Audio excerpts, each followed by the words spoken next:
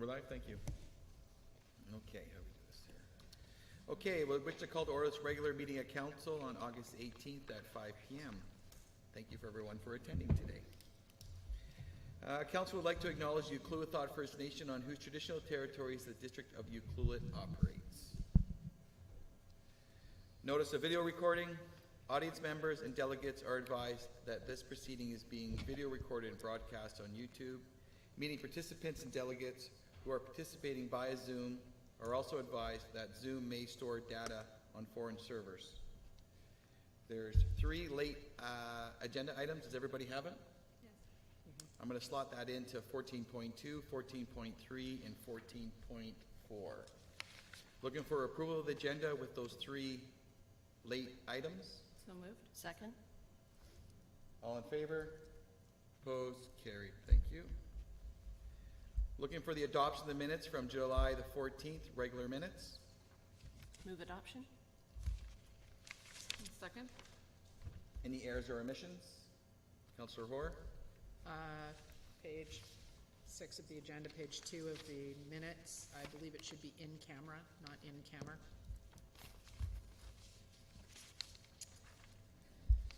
Okay.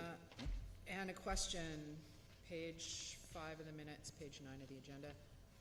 Just curious because under 2020.149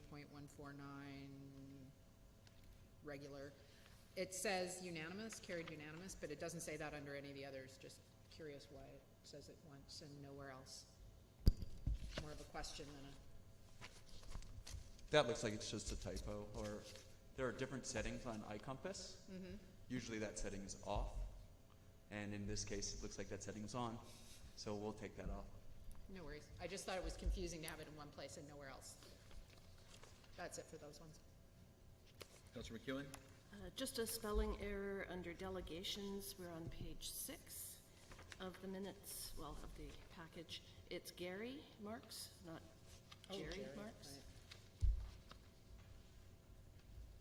Right. Any others for you? Okay. Okay, all in favor with those few changes? Opposed? Carried. Thank you. Adoption of the July 14th special minutes. Move adoption. Second. Any errors or omissions? Hearing and seeing none. All in favor? Opposed? Carried. 6.3, November 1st, Committee of the Whole minutes. Move adoption. Second. Any errors or omissions? Hearing, seeing none. All in favor? Oh, sorry, go ahead. Just 2 names are spelled wrong. I'm on page 14. It's Don Ferris, F-E-R-R-I-S, from the Wild Pacific Trail. And it's Bernie Hebert, H-E-B-E-R-T, with the Rangers. Councillor Hoare? Nope. Okay. Looking for adoption with those couple changes. All in favor? Opposed? Carried. Thank you. And adoption of the June 16th Committee of the Whole minutes. Move adoption. Second. Any errors or omissions? Councillor McEwen? Page 19, under West Coast Forest Society, it's Mandala. There's no A in the middle of that. And under the Historical Society, it's on this spot, a historical walking app. It's an app for a smartphone. And on page 20, under Toastmasters, Julie Beely is spelled B-E-E-L-I-E.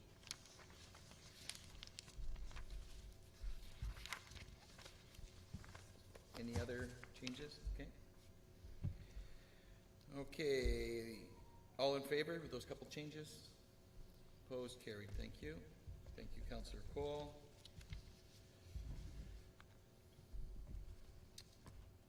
No unfinished business. Mayor's announcements. I would like to announce the results of the flood mapping project work led by our planning department has been completed. The maps and results of this project will be on display until September 10th here at the UCC in the fitness studio across the street. This display has been set up so that people can come by at their convenience and take a look while observing social distancing, no crowded, open house at this point of time. All maps and project information are also posted on the district's website at ucluelet.ca. The mapping work has modeled both tsunami and coast storm scenarios, accounting for sea level rise, giving us valuable data to improve the emergency preparedness of our coastal community. This work was made possible thanks to a $150,000 grant from the Provincial Community Emergency Preparedness Fund and provides valuable information to our staff and community about these current and future risks. I encourage everyone to take a look at this information, whether online or popping into the fitness studio at any time. And if you have any questions regarding the project, don't be shy to reach out to the planning staff. So that's also a big win when it's that much of a grant that we did not have to directly pay any taxpayers' money to. So, public input, opportunity for the public for any questions, Mr. Rotenberg?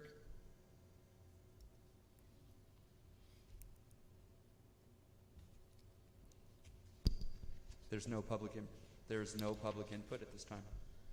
Okay. And anyone, any questions via Zoom?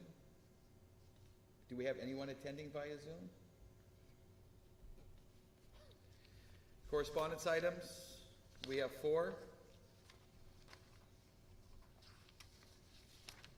I'm just going to start on the first one, that 10.1, when that email did come to us initially regarding the Frank Jones Memorial Little League Park. I did respond back to the author and just let them know the reasons that we were doing temporary checks of dog walking. I know that he's got some strong concerns there about the uses in that, but just wanted to express the fact that this was something temporary. We're going to be feeling that out for 6 months and coming up with some long-term strategies a little bit later down the road.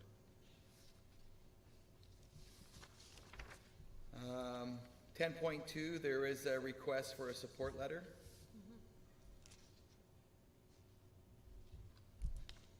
Would you like a motion that we write that council write, Please, that Councillor staff Wolf. write a letter of support for the Ucluelet Canadian Rangers? Second? Any further discussion? Did you have something, Councillor Cole? Okay. All in favor? Opposed? Carried.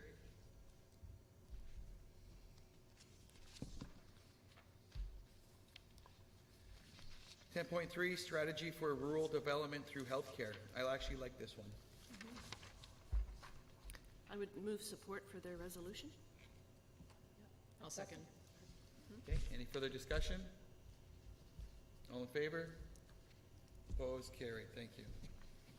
I'm going to make a point to reach out to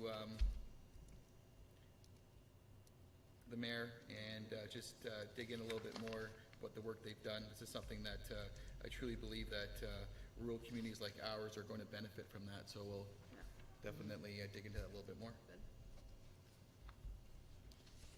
And then we have the 10.4, ban of use of Rodenticides. Do Thank you, we, please. question to staff through the mayor, Yep. do we use rodenticides? Mr. Boyson?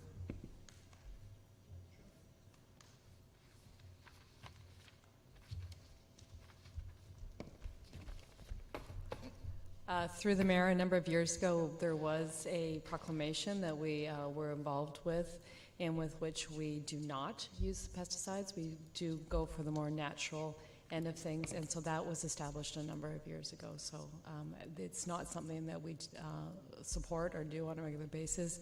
We do things like using propane torches to burn weeds, etc. So no, it is not something we currently use. Yay. Thank you. Ms. Fortune? We have one information item, Highway 4 Kennedy Hill. I must say it's kind of nice, the lack of activity there for getting up to the highway there. Into council committee reports, Councilor McEwen.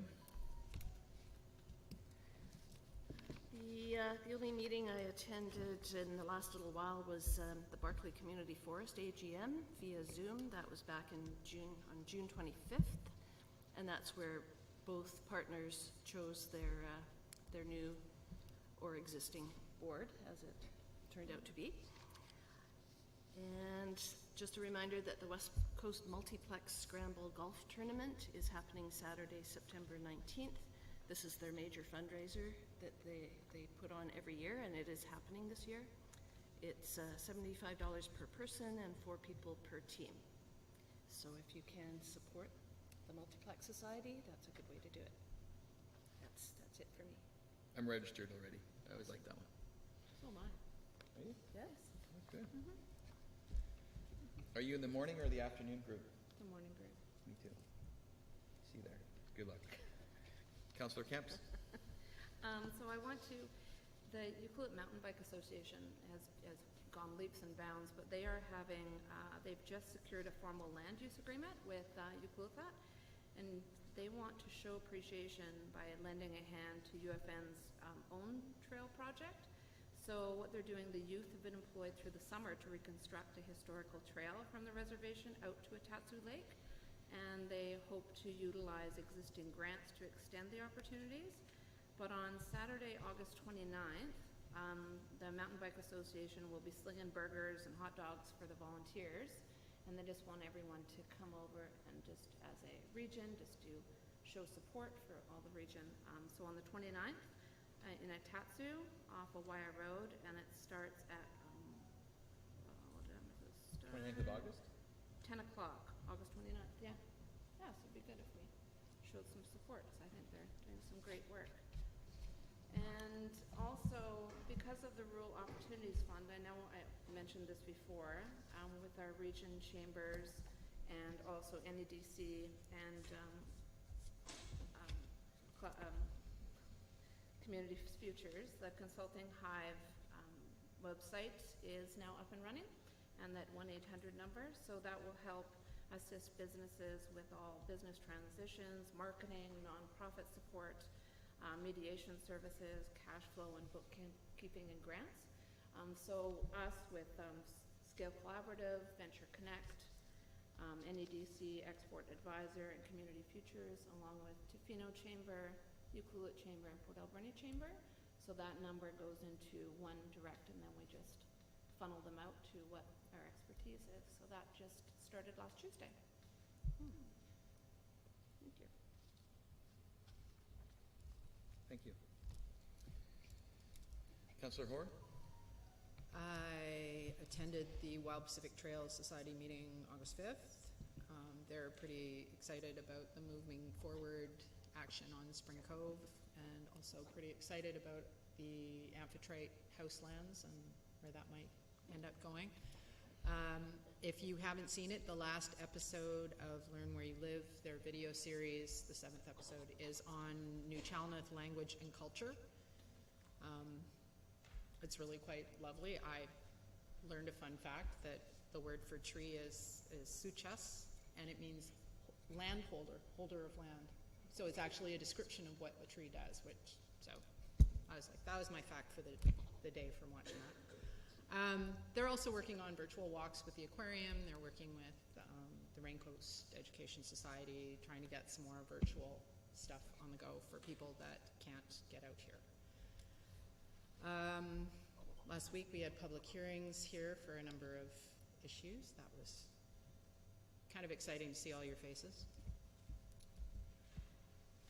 My last item is not I was a counselor at something, but something that has been brought up to me 3 times in the last 48 hours by local residents who have finally, they've been watching. I regularly post about masks on social media, so this is me putting my hat on.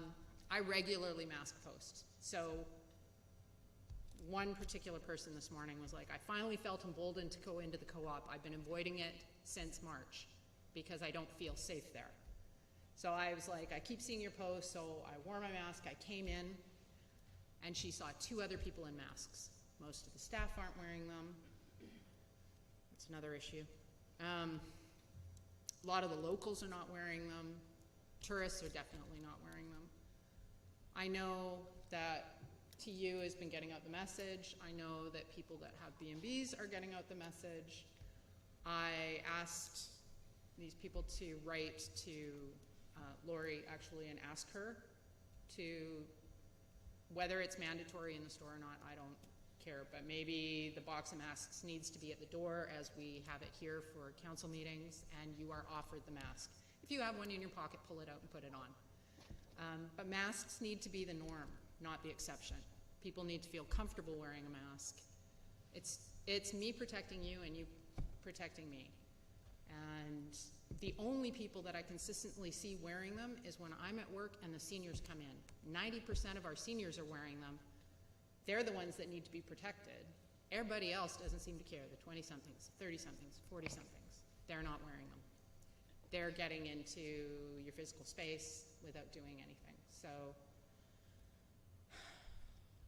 I would like the new normal to be wearing a mask. It's a small, very easy thing that makes a very big difference. Or a face shield. I don't care if it's a face shield or a mask. So my new mantra is be calm, be kind, stay safe, and wear a mask. There's a few people listening, so it's all good. Thank you. Any questions for Councillor Hoare? Councillor Cole, connecting from remotely, from rural British Columbia. Yeah, good old Port Hardy. Sunny, looks like. I wish I was there. A couple things that were already said, and the Coastal Family Resource Coalition, still kind of a major focus there is around the harm reduction and mental health substance use here on the West Coast during these times. And next week is ACRD and the West Coast Committee, so that'll be more exciting next week than the last couple of weeks. Okay, thank you. And down to me. We still have the Thursday weekly regional call with the local Indigenous and non-Indigenous communities here, and obviously the comment that you just made, Councillor Hoare, is something that we continue to talk about, and it's education, leading by example, and I think that is that's all we can do as in all our roles. The issue that the province is going to have, or even our local community making rules and enforcing that, it's virtually impossible. So I would encourage you, although it's frustrating, to continue to lead by example, and hopefully we get more buy-in. And it's something that's real, for whether it's our task force or whether it's our regional calls. Last week I did speak with Minister Burgess, the Minister of Tourism, just regarding some of the pulse of our community. Things are going well, but sharing things like you just described, it's really getting that message out to the traveling motorists that are coming here, and respecting you know, our backyard and some of our spots like our grocery stores, to name a few. Obviously, I did catch up with Scott Fraser, Mr. Fraser, MLA, and I know that he's coming to town. I think I owed you an email back. So he's going to be coming to town next week. So he just wanted to do a lighthearted, maybe walk around town, and so we'll see where that goes. But if a couple of you are available, you're definitely, I have no expectations of him coming, other than the fact that he just wants to check out how things are going. I did offer him to go fishing. We'll see if that goes okay. Yeah, of course I did, exactly. So. Any excuse. Yeah, during the day. You know, it's. I think that's the big one here. We have a lot of tourists are coming here. We want to be a lot of British Columbians, a lot of Albertans here. A lot of people are. We're very lucky to be where we're at and having the popularity of this traveling motorist coming here. But there are some downsides about the education component, and you know, if you've gone to our northern community, you would see that things are very tranquil around here, and I'm very pleased. Although that you know what you bring up is definitely valid. There's a lot of really good things going on, a lot of different businesses in there. So generally, I think that we're doing fairly well. And that's all I have to report. We'll get into reports. 13.1, Ucluelet OCP Indigenous Relations and Policy. Mr. Gregg. First, oh, there we go. First, I'll say what I like about wearing a mask is it allows me more opportunities to wear floral patterns. And that's always a good thing. Thank you, Your Worship. The purpose of this report is to provide a brief background and update on text and policies being developed for the current draft of the Ucluelet Official Community Plan bylaw, specifically those addressing the district's relationship with Indigenous people and governments. I won't read through the whole report, but I'll touch on a little bit of the context and some of the policies that are being proposed here. So for context, there's a section under the heading of the Rights of Indigenous Peoples, Reconciliation, and the Legacy of Colonialism. And I will read this part out because it gives a bit of the background and the larger picture. Is that, and so this would be text that would be included in the draft of the OCP to sort of set the stage, if you will. So it says, the United Nations Declaration on the Rights of Indigenous Peoples, or UNDRIP, was adopted by the UN General Assembly in 2007. In 2015, the Truth and Reconciliation Commission listed as the first principle for reconciliation that the UNDRIP, in quotes, is the framework for reconciliation at all levels and across all sectors of Canadian society, end quote. The UNDRIP was officially adopted by the Government of Canada in 2016, and in November of 2019, the Government of British Columbia passed the Declaration on the Rights of Indigenous Peoples Act. BC is therefore the first Canadian province to start bringing its legislation into alignment with the UNDRIP. And then I just note that because in the language within the declaration, which it's proposed would be attached as, sort of short form, as since we're referring to it, we're attach it as an appendix to the OCP, is that in that language it refers to a lot of referring to states, Indigenous peoples and states. And so the note reads that the District of Ucluelet is not a state. We're not the Republic of Ucluelet, and does not carry the legal weight of the Crown in Canada. The responsibilities of the Crown cannot be delegated downward to local government by the province. At the same time, as noted in the Truth and Reconciliation Commission calls to action, all levels of government, including local municipalities, have a role to play in healing relationships, building community, and addressing the ongoing legacies of colonialism to create a more equitable and inclusive society. And so then it goes on to recommend that Policy 1 in the OCP would read that the District of Ucluelet adopts the UN Declaration on the Rights of Indigenous Peoples as the framework for reconciliation, and then refers to this as an appendix for, let's make some noise, an appendix for the declaration itself, which is a significant statement, I think, for the municipality to make for really its relationship with Indigenous people and communities. Then I'll just briefly touch on the policies, and they sort of break down into some areas that are being proposed here. So first, education. There's a couple of policies. One would be around providing education to municipal employees. The other is noting that roughly half of our existing street names are nouns, which are things that are easily translated into the West Barclay Nuu-chah-nulth language. And so that's basically setting up a policy that we would look into translating those and look for perhaps a project of translating and having bilingual street signs where we can. And just, I'm sorry I don't have an overhead, but if council...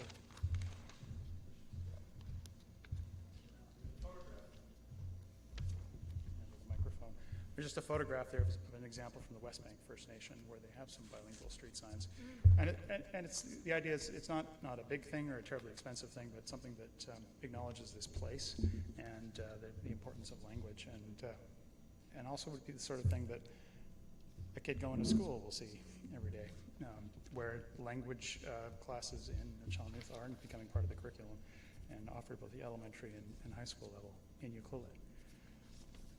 Communication, there's a couple of policies here that really are about developing in partnership with the Ucluelet government protocols for referral and input on things like development or operations which might impact Ucluelet lands, resources, or culture, as well for input on areas of high archaeological and cultural potential. Within also the municipal operations, developing similarly a stewardship protocol for our parks to achieve a balance between ecological conservation and opportunities for Indigenous cultural activities, including harvest, which is really about recognizing that there are families that have been harvesting on lands within Ucluelet that may be part of or may become part of our park system that goes back thousands of years? And is there an appropriate sort of balance for other times when that sort of thing, which wouldn't typically be part of what happens in parks, but it may be totally appropriate? An example we discussed was, you generally don't allow the cutting of trees in your park system, but is there a scenario where if there were, say, a cedar tree that was appropriate for a cultural use, and there was some discussion around that, well, this protocol would say, okay, how do we talk about that? And is that something that could happen within our park system where a tree is being selected and used for cultural purposes? That may be actually a great educational opportunity and totally appropriate within still conserving the ecology and the cultural use within our park system. So that's a very, I'd say, place-specific kind of opportunity within Ucluelet. Where was I? So parks, also similarly working out a protocol for not just for consultation, but actually a joint, what's called a heritage alteration permit, really for archaeological cultural guidance on municipal works and operations. So we've already had discussions around where are the more sensitive areas, and things like you're digging a trench for a sewer line or a water line. That can be, if you don't plan ahead, is the kind of construction activity that can meet with delays if you run into something. We have an opportunity to work more proactively, and we've had very positive discussions with staff at the Equalithat Nation in particular about how we could have a protocol and an operating sort of working relationship to be talking earlier about those things, and so not to get into the surprise when you find something, but rather to just more respectfully and thoughtfully plan ahead. And the other area that it talks on is housing, noting that there are definitely, there are existing housing issues and supply within Ucluelet, and so working and including Indigenous housing needs in our upcoming needs assessment, and also working together on opportunities for support and partnering where that may make some sense. So in a nutshell, there may be questions about sort of policy, how this goes forward and the process of this, but really this is an opportunity it was intended to focus discussion and provide a chance for input from council to staff as we sort of work on the wording and these policy areas that are included here in the report. And that these are quite progressive for a small local government, but given the specific context of the contributions from Indigenous community members within the Ucluelet community and the ongoing relationship between the district and both the Ucluelethat and Tokwat nations, staff are strongly recommending that this direction as the appropriate path forward in 2020. And I would just note this evening or this afternoon is not really the point of adoption of this, but rather we're looking for council's feedback on what we've prepared here. Beyond that, I just want to acknowledge and say thanks for some of the input. We've had great input and discussion with individuals and staff, both to Tokwat and Ucluelethat. So I just want to say thank you and Clayco, and see if there's any questions. Thank you, Mr. Gregg. Any questions for Mr. Gregg? I'm looking at you, Councillor Cole. Do you have anything? No? Okay. Oh, she's talking. No. Can't- No, I'm just really happy. What'd she say? What, sorry? I'm just really happy. Oh, Okay. it's good to happy. I like it. No, I think it's a great report. I'd love to see this. I think it's a really good idea moving forward. Perfect. And I just, I think it goes well. Obviously, there's a lot of points in here, but a lot of these things have been, we've been very active on a lot of these items over the last, I'll give ourselves kudos here for almost the last year and a half with our relationship and education, and it does go in line with our strategic plan about relationships, and to see this, really as a sound document. Like I told you this morning, Mr. Gregg, I know you put a lot of time into this and getting this to this stage, so I thank you. And I believe between the flood mapping that just came before us, and as well as this Indigenous relationship component, it's really going to give our OCP even that much more, Meat. meat. That will be something that will be long lasting. So it's nice to see, and great to hear that that Uklua Thought, I believe you said it was, they're the person that you deal with that's already inspected a couple of properties. They've been great to work with, and which is great to hear, so.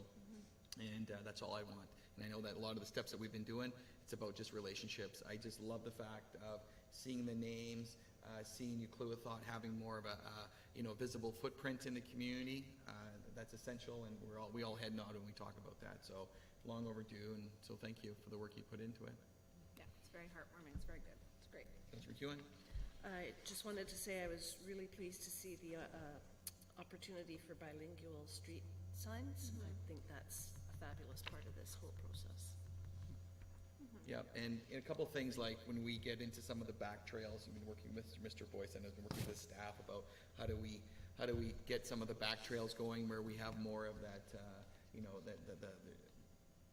Uklua Thought language on some of those and giving them some ownership. So we'll be looking forward to staff to providing us some options here, hopefully in the near future. So thank you. Thank you, and on that note, Geneva Tucci and the language group around the West Berkeley language, they're already looking at some of the translations and are I think, excited about it. So that we're really looking forward to seeing what comes forward, because this is a very rough first draft. No, thank you. Thank you. Thank you. Okay, 13.2. Recommendations. Oh, we moved on. I think there's so much happening. Yes, Councillor McEwen? I'll move recommendation 1, that council receive this report for information, and 2, provide direction to staff on any desired changes to the attached excerpts of the draft OCP regarding municipal policy, communications and relations with Indigenous communities and people to guide refinement of the draft before the whole OCP bylaw is brought back for consideration at a future meeting of council. I'll second that. Second by Councillor Hoare. Any further discussion? All in favor? Opposed? Carried. So would that then be brought back as unfinished business a little bit later on because you're waiting for some comments from council on this report? Right. I just asked for clarification because we're looking for direction. Is council?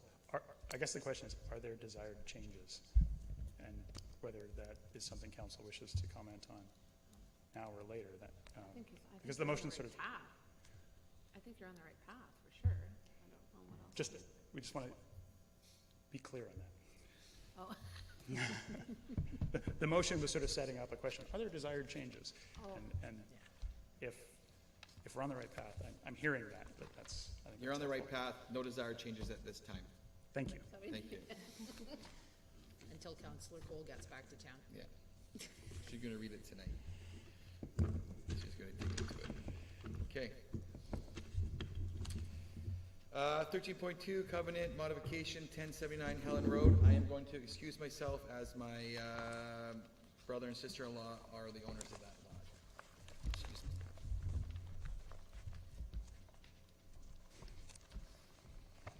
It's a large report. Sorry? So this was a large report. Yeah. 60. All right. Are you presenting the report, Mr. Grigg? Through the chair, I can. There's not. I won't go into it in detail. I don't know that it's necessary, other than just to note that this is really a replacement of what we would look at as a bit of an old and perhaps obsolete covenant with something that's based on current engineering. And the report goes into some discussion timing-wise with this brand new mapping that we've got. It's actually a really good illustration, and it's great to see that what the engineer is looking at on the specific site aligns very closely with the work that was being done for broadly over the whole district. So other than that, I just see if there's any questions from council. I just have a question. So with this new flood mapping, do engineers now, will they be given that flood mapping? That, through the chair, that flood mapping is absolutely public. It's on our website, it's on the wall in the room across the hall, and that's the intent, is that this is something that would be a map. We can include it within our official community plan, keep it on the website. So that's something that an engineer who's looking at a specific property, that's a great reference point, where there was no reference previously. So we've seen results kind of coming in different places, and they're like, okay, well, really looking to create what's a methodology, whereas this is sort of setting it. Councilor McKeown? I had a quick discussion with the Eeftinks this afternoon, because this is the property right next to them. And it made perfect sense to them what this was attempting to do for that property, because it does slope quite drastically, apparently. And so I just wanted to say that, yeah, the neighbors are in full agreement with this. Always good to know. Want me to move the recommendation? Sure. We'll move recommendation 1 that council authorize the discharge of S-219 restricted covenant EV 152825, registered on Lot 1, DL 543, Native Island, Clayoquot District, Plan VIP 76238, parenthesis 1079 Helen Road, and replace it with new S-219 covenant based on the March 3rd, 2020 geotechnical report by Lukowich Engineering and Associates Limited. Second? Any more discussion on? All those in favor? Opposed? Carried.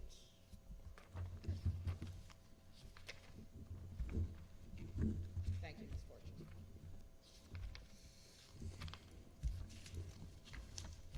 See if you had time to get a coffee.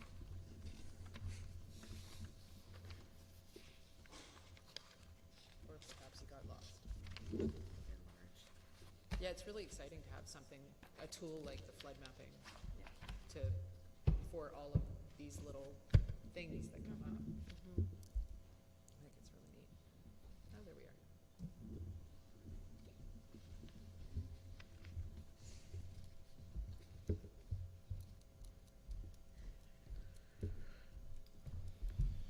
Okay, thank you, Councillor Hoare.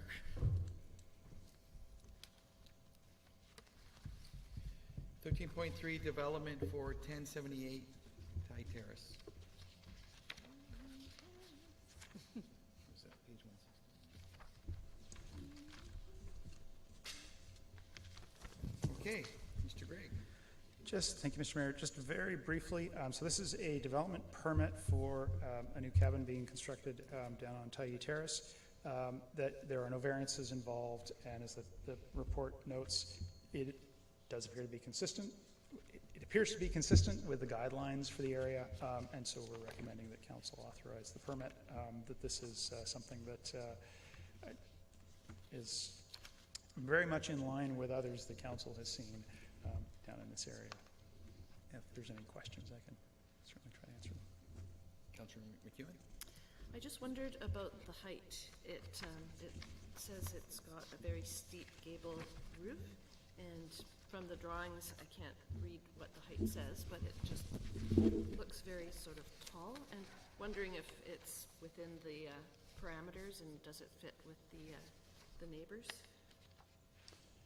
It's similar. I believe it's 27 foot 9 inches is the height that is shown.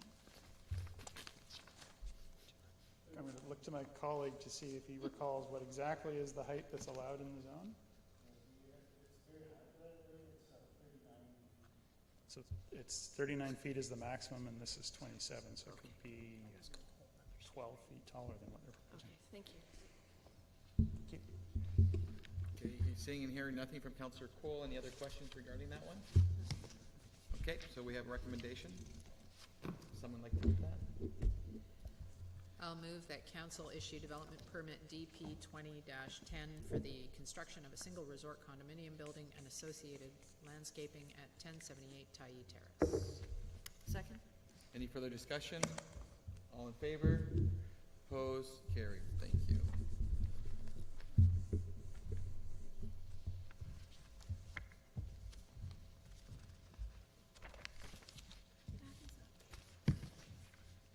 Uh, 13.4, site furnishings purchase. Ms. Fortune, welcome.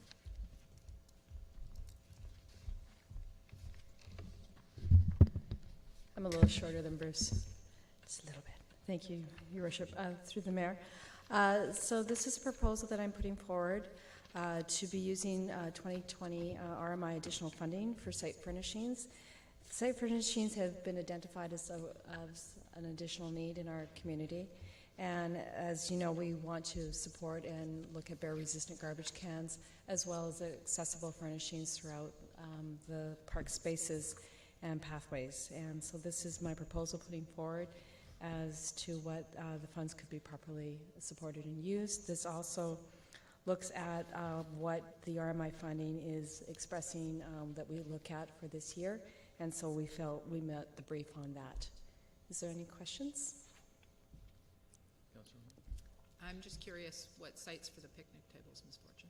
So I'm working with, Wow, wrecking the place and all. A wreck of the joint.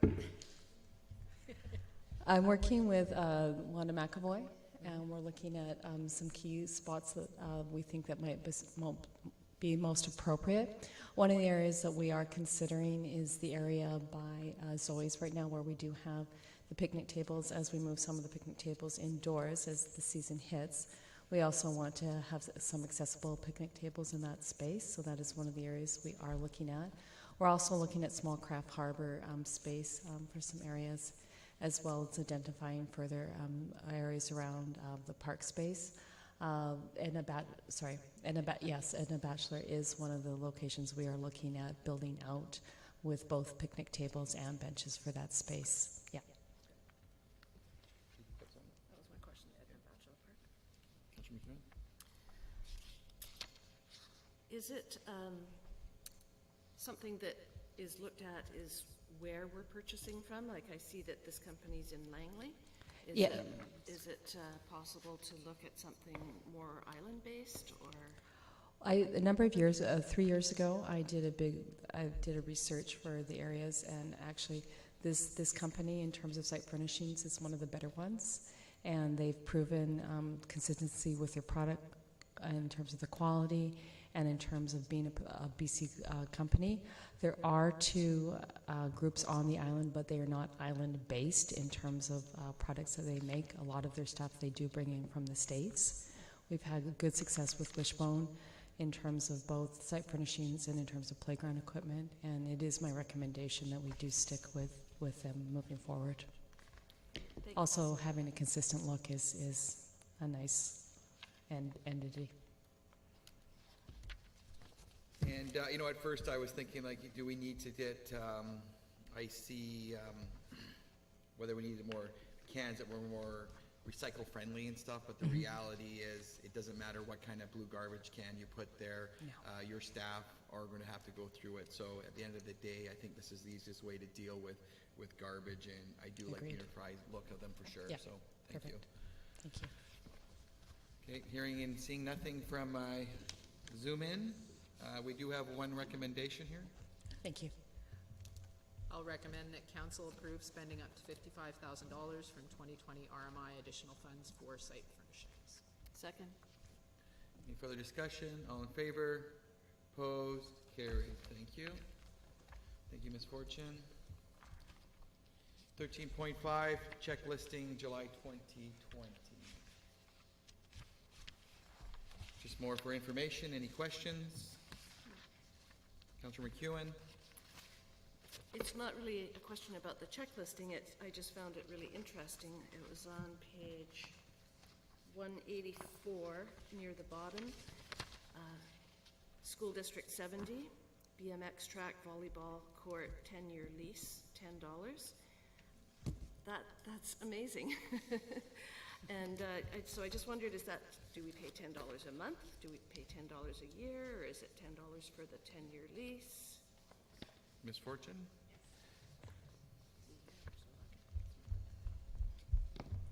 It's $1 a year. So $1 that's the 10-year lease is $1 a year. And so, second question to that, I've had a few people comment about our community garden that's at the high school that's not being attended. And would it be possible, they're asking if that patch could also be part of a 10-year lease so that the community has constant access to it? through the mayor, that's not something that we're responsible for. I could certainly get some more information on it if you'd like, but it's not a project that the district is involved in at this time.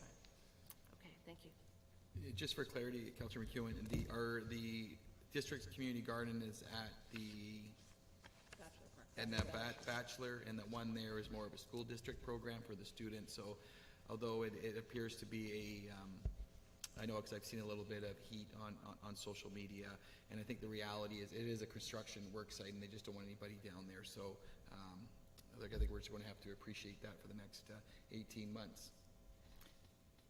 Just further, Yep. further to that, some of the comments in the Westerly News this week, I didn't read last it. week, I guess, they're blaming the district for this shutting down that community Right. garden.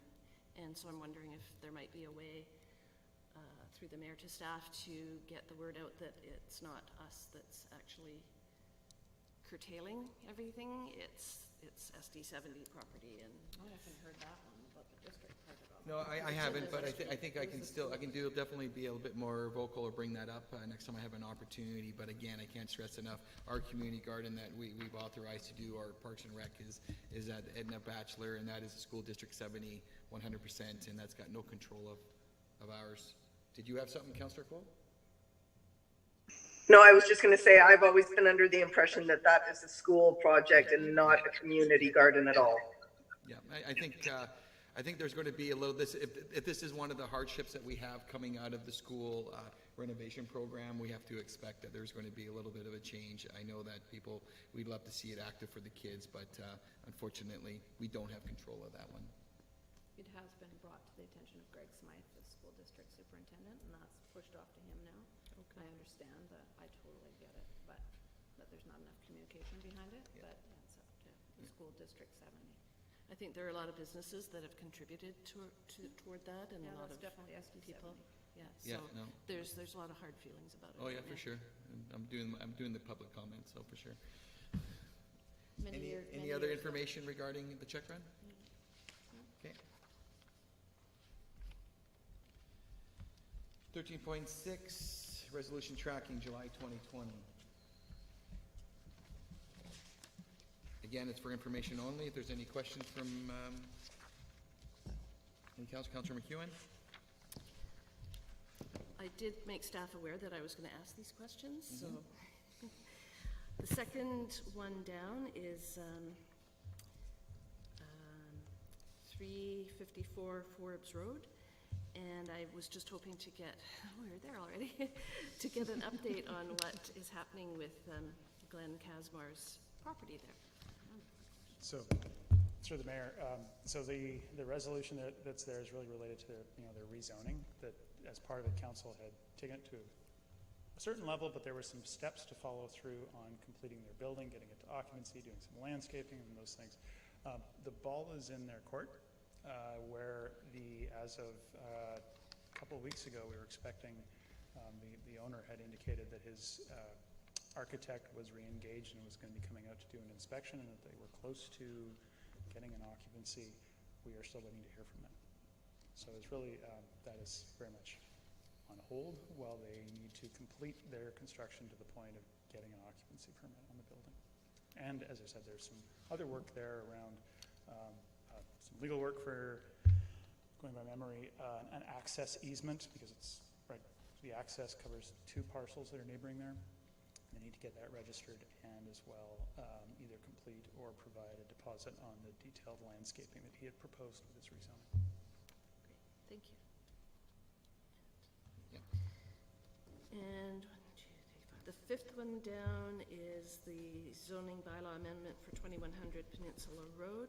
This was the Mr. Kruger's application for the cannabis growing Yes. agricultural thing, and just wondering what the status on that one is. So that was a cannabis production. Production, Rezoning, and where that was left was that council had indicated that there was some more information.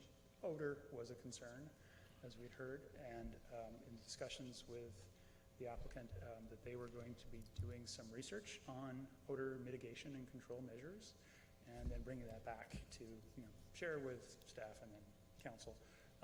And so, again, that ball is in their court. So we're awaiting their response. Great, thank you. And then my last one Go for it. was, there's quite a number of ones on here regarding Lot 13, and just maybe a quick update on that. Certainly, their next step for Lot 13 would be a development permit application. We've received some of the materials. There was a legal piece that he was going to be proposing. I can share that this afternoon I saw an email reporting to have that legal piece attached that would presumably complete what is the application for the development permit. I haven't had a chance to look at the details and see if we have the full package, but that's very much in the works.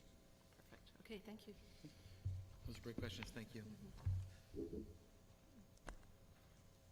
Councillor Cole, I'm doing a check-in. Okay. Okay, thank you. Thank you, Mr. Gregg. 13.7, 2019 annual report. Man, that sounds like years ago, 2019, doesn't it? Sound like a long time ago? That was so last year. Sorry, inside voice. Good to be cheesy sometimes. Through the mayor. So I was just going to provide a couple of quick comments. Yes, 2019 feels like 4 years ago, I think, but it's so this report looks a little different though than previous reports, and so we decided to do a bit of an upgrade on the format for our reporting to align with the strategic plan for council that we did last year. So this report is done by the same contractor, so that just so council's aware, the cost was $3,900 for us to do this upgraded design work, but it's a template that we can use, and those costs will be able to actually update the template throughout the next rest of the council term for sure, and use this design moving forward. So it's initial upfront cost. And so the report provides departmental updates about projects that were completed and projects that were assigned to departments this year through council budgeting process, and also includes financial statements from signed off on by the CFO. So if you have any questions, please let me know. Councillor McEwen? Not a question, just a comment. It's probably the best annual report I've seen in 5 years. Great. Good job. No, I think it's wonderful. I think the layout, the comments in there match our strategic plan, and I'm really delighted. And it's another thing to throw into the briefcase about showing off some of the stuff. And thank you for doing that. Yeah, I think it's important that we show all the good things that are going on in town, and the great work that council and staff have been moving forward. So thank you. Thank you. Oh, we got a thumbs up from Councillor Cole. Okay. Who is very photogenic in here, by the way. Apparently you win on the electric car in front of the Charger. Yeah, that's right. So I'll move recommendation 1 that council adopt the District of Ucluelet 2019 annual report as attached. I will second that. Okay. Any further discussion? Hearing and seeing none. All in favor? Opposed? Carried. Thank you. Thanks again, Mr. Boyce. That looks fantastic, and the content's great too. So 13.8, 2019 Statement of Financial Information Report. Ms. Monteith, welcome. You look very rested. Unfortunately, I heard that you left town on a rainy night there on the start of your vacation. Was that true? I did. I did leave on a rainy night, but I came back to the sun, so Right, it's good. all Awesome. good. Yeah, I guess I'm doing 3 reports in a row here, so you'll have to get used to me for a minute. The first report is the 2019 Statement of Financial Information. And the purpose of this report is for council to approve the report. The Financial Information Act and the Financial Information Regulation requires that we do a statement of financial information every year. This year it's due to the province at the end of August.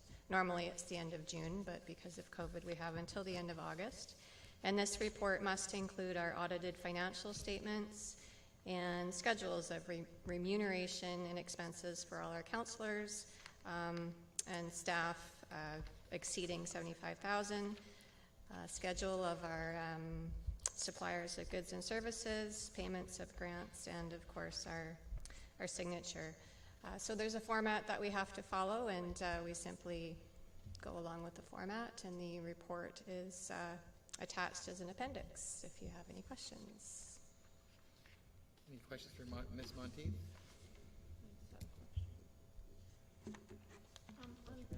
Under liabilities, refundable deposits, and I note under note 6, what is the damage deposits that we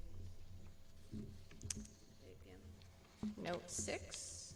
Yeah, Sorry, what page are you on? I can't really see what page it is because it's got, it's all, can you see? It's, No, not on mine either. It's under the consolidated statement of financial position. So normally our damage deposits can refer to a couple of things. So we'll take a damage deposit when we rent out facilities at the rec center. We also take a damage deposit, we call it a damage deposit when we do building permits.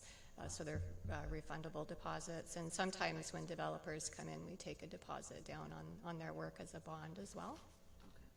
Okay, thank you. Any other questions for Ms. Monteith?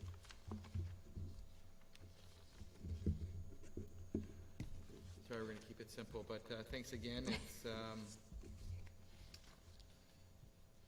another year under your belt. Is that your second one? Just about November. That's crazy how fast it goes. Yeah. So we need you to approve. We do have this recommendation. If someone would like to move it? Yeah, let's go cancel. Oh, Councilor McEwen? I'll move recommendation 1 that council approve the District of Ucluelet 2019 Statement of Financial Information as attached. I'll second that. Any further discussion? I know it's required of the community charter, but I always find it a little bit intrusive there when they actually put employees' names about their about what they make on their T4. I thought by now with privacy and stuff that they kind of get with the times and actually just put the person's title because. But anyways, I know that comes up for other municipalities sometimes a little bit. I know legally we have to do that, but again, I just wanted to make sure I said that. Taxpayer money. Yeah, it is the taxpayers' money. Sometimes we also just have, sometimes people will call me and I have to just remind them that it includes taxable benefits and other things as well. It's not just our base salary, but for me personally, I'm okay with my name and position, but it's required, so, yeah. Okay, all in favor? Opposed? Carried. Thank you very much. Thanks, Ms. Monteith. Thank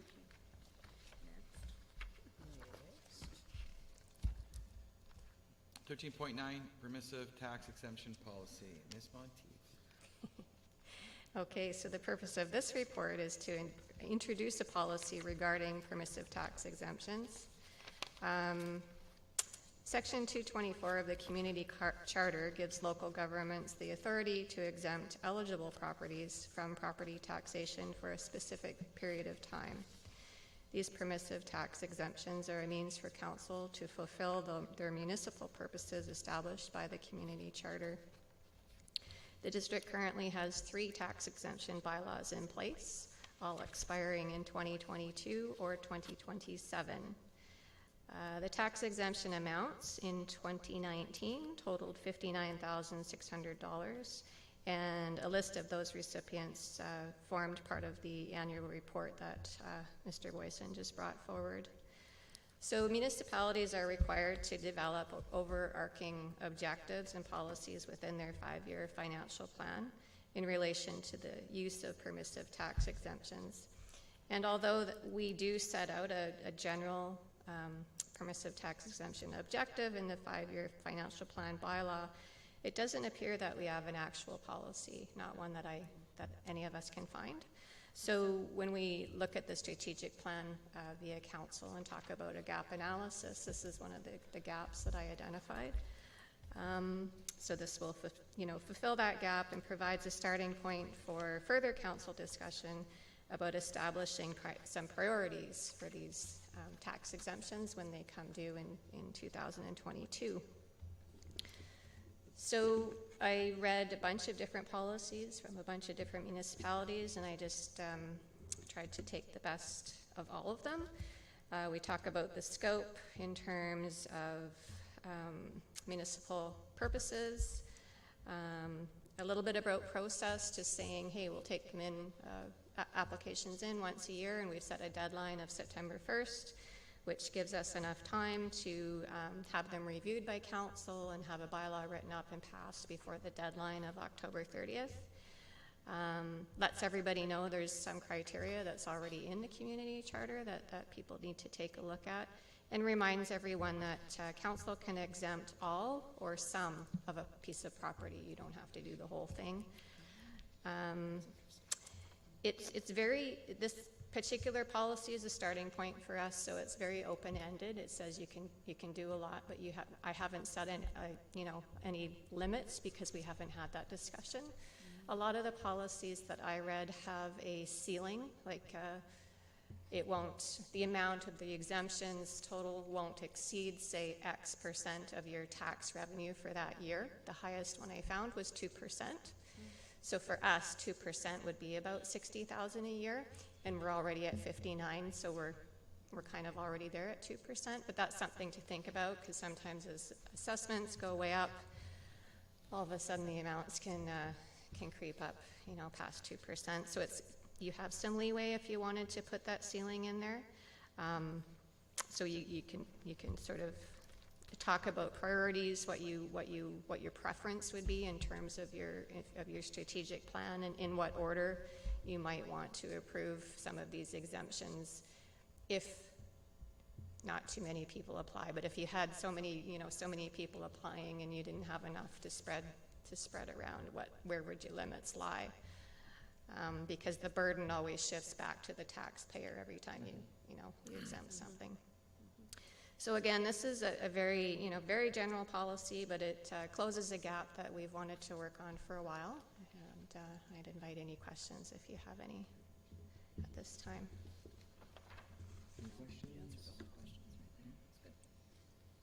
Okay, seeing none, so we do have recommendations.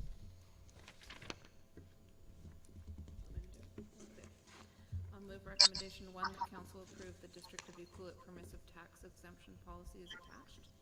I'll second. Well, we'll let council. We'll get Councillor Cole second that one. You gotta get her name on the paper there. Prove she was here. Thank you. Any further discussion? All in favor? Opposed? Carried. And thanks again for doing this. It's nice to see the policy, and I do agree with the limits that you stated that you've limited on there. So it puts the ball back onto our lap here during the budget time. So thanks again. Legislation 14.1 annual tax sale. Me again. You are getting lots of time at the mic today. As last time, yeah. I hope I've written this report super clear. It's a little complicated. Normally, we don't come to you every year and ask about doing a bylaw for a tax sale because it's already in legislation. Section 645 of the Local Government Act requires that the district conduct an annual tax sale. And it's usually it is always the last Monday in September. And the district is not authorized to defer tax sales or choose which ones we can sell. This year, however, with COVID, the province enacted Ministerial Order number 159, which allows municipalities the ability, if they want, to delay the tax sale date for 1 year. So just as a little bit of background, property taxes for 2020 are current. Outstanding taxes from 2019 are just in arrears, and 2018 and 2017 are delinquent. So we're talking about accounts that happened long before COVID, just putting it out there. So normally these properties would have until the morning of September 28th this year to pay their taxes to avoid the sale, and that's at 10 a.m. that day. So I'm required to bring this to your attention that if you choose, you could pass a bylaw today that would defer the tax sale for 1 year. So it would be September 27th, 2021. The amount of delinquent taxes as of the date that I wrote the report was $51,788, covering 21 portfolios. And this is not unusually high in comparison to other years. I don't know of the district doing a tax sale, even in the last 10 years. I didn't go back farther than that. And to date, the finance department usually is pretty successful in getting everybody, all the delinquent amounts, caught up prior to the tax sale date, usually before the ad goes in the paper. So again, I just wanted to bring that to your attention. I contacted several of the other municipalities. Not very many people are passing a bylaw to delay it for a year because it's, we're talking about 2018 accounts. We've found about 8 that have delayed it for a year. We're not talking overall about a large amount of money, but the burden does shift. There is a cash flow, always a cash flow consideration. So, as of yesterday, we had only received 80% of our taxes for 2020. So it's just whatever council's comfort level is at this point. I'm confident that we would probably get them cleared up before the tax sale date if we just went on business as usual, but of course it's certainly your decision. So I've got 2 options there. One is to have the tax sale as per usual. Option number 2 is to pass a tax sale deferral bylaw tonight.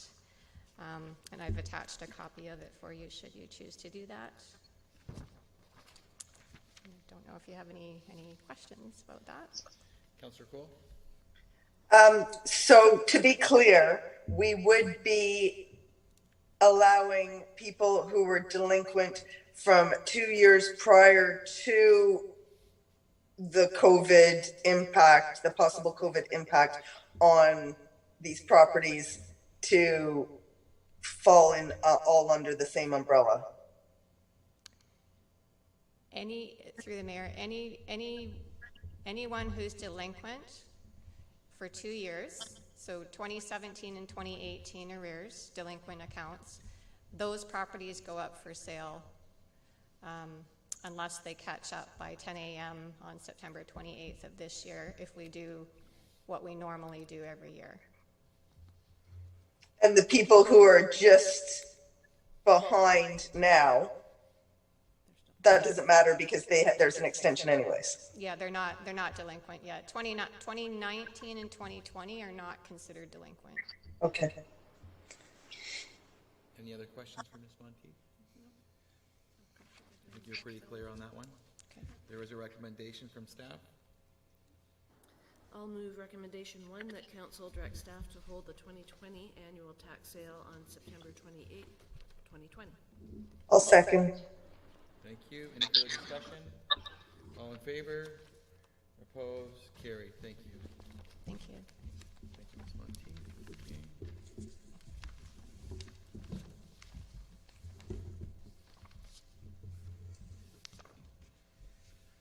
Okay, 14.2 under late item. District of Ucluelet zoning amendment bylaw number 1262-2020, 2088 Peninsula Road, looking for adoption. I'll move recommendation 1 that the District of Ucluelet zoning bylaw, amendment bylaw number 1262-2020 be adopted. I'll second. Any further discussion? All in favor? Opposed? Carried. Thank you. 14.3, District of Ucluelet zoning amendment bylaw number 1263-2020, 799 Marine Drive, adoption. Councillor Kemps? I'll move recommendation 1 that the District of Ucluelet zoning amendment bylaw number 1263-2020 be adopted. I'll second that. Okay, any further discussion? Hearing and seeing none, all in favor? Opposed? Carried. Thank you. And 14.4, District of Ucluelet zoning amendment bylaw number 1256, 2019, campgrounds, adoption. Councillor McEwen? I'll move recommendation 1 that the District of Ucluelet zoning amendment bylaw number 1256, 2019 be adopted. I'll second. Any further discussion? Hearing and seeing none. All in favor? Opposed? Carried. Thank you.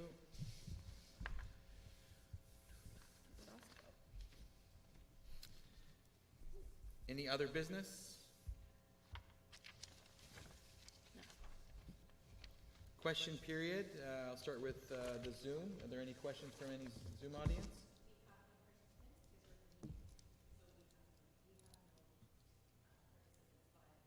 Okay. Okay. Oh, got it. Oh. Mr. Rosenberg? I have not received any questions via email at this time. Thank you.